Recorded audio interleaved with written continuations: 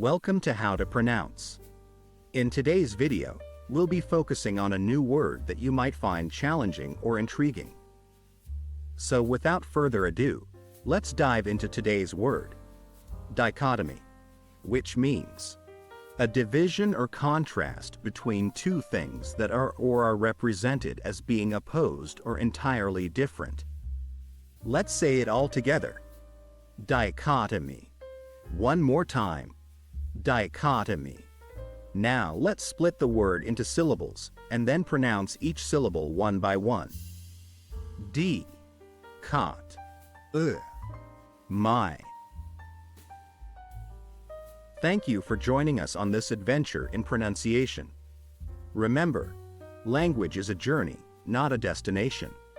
Keep exploring, experimenting, and expanding your linguistic horizons. We'll see you next time.